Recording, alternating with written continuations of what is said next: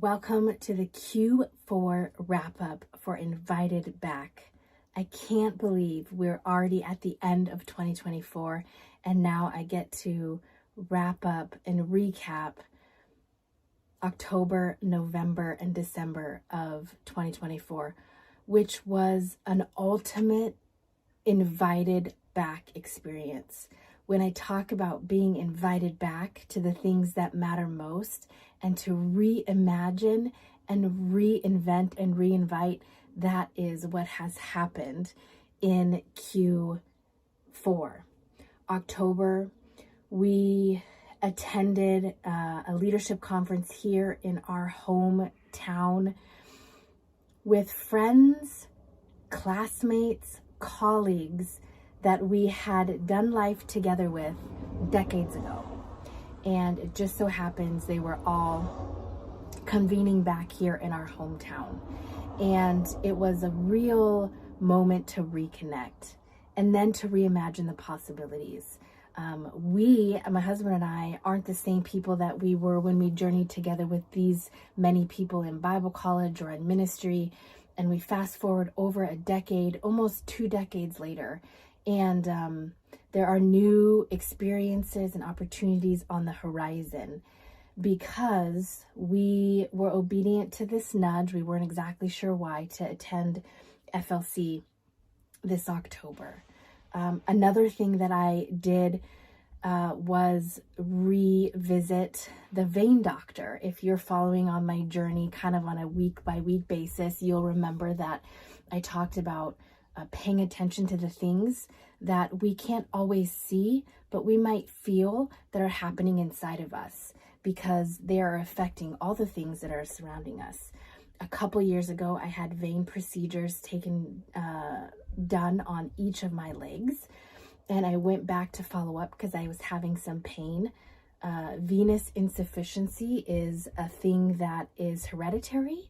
It also is often caused by multiple pregnancies.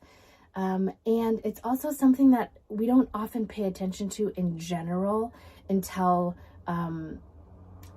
we're later on in life or it's really becoming a problem.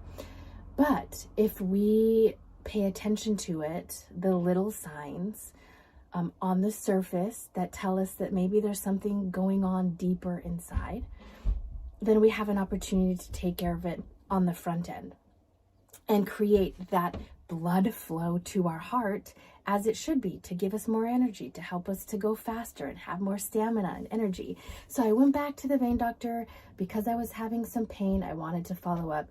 Thankfully, nothing big needs to happen, and I can wait till the new year. But as I was sitting in the parking lot, waiting for my appointment, I had just dropped off my daughter and my husband at that conference I was telling you about. I needed to go to this appointment. I was on the phone with my best friend and I opened my email and I got news that I was accepted into a graduate program. I'll never forget that moment. And I'm really excited to share more about it as the new year starts. And in 2025, I'll share the journey with you. But all of that happened in October, a re-inviting back to relationships, to where we began, remembering the rhythms that we used to have with friends and as a couple, and now inviting our kids into that rhythm, reimagining the possibilities of what's ahead for grad school, and what the future could hold if we choose to accept the things that we might not know about yet, and if we choose to step forward and encourage one day at a time. So that October, now I started journaling week by week. In fact, I started journaling that I didn't mention in my Q3 recap in August was my 3rd invited back birthday, my business birthday. And in that first week of year 3, I committed to writing down the things that happened every week so that I could have a log and I could see what was going on, recognize the patterns, go back and remember and tell the stories. And So as I watched October unfold, I was journaling week by week. And we moved into November, and it was conversation after conversation with different people around the world that was continuing to expand our ideas and our ability to reimagine the possibilities. So we continued to build on the seeds that were watered in October, and see how those things and relationships and conversations would propel us forward as we continue to reimagine and reinvent for the year that's coming up. That is November. December 1st, I was in Washington State for a quick 2-day intensive meetings with the Wild Leaders team, and also to spend face-to-face quality time with my best friend. What a gift. There is nothing like conversations late into the night, face-to-face, about 20 years of friendship. We have seen each other through every season since that first day we met on the trolley in Honolulu in 2004. Now we're at 2024, 20 years later, continuing to journey together. And I can honestly say I wouldn't be where I am today without the faithful friendship, someone who is a safe place to continually reach out for support or a listening ear or honest feedback or prayer. She's that person that I reach out to time and time again, and we had the gift of being together as December started. What an amazing way to end to begin the last year of the month. Then a couple weeks later, my husband and I got to travel to Honolulu again. It was like 24 hours of relational, emotional, and nutritional gold is what I called it. We got to be together with the team at Leolani Ukulele for the end of the year holiday family party, a tradition that we've come to love and continue to celebrate.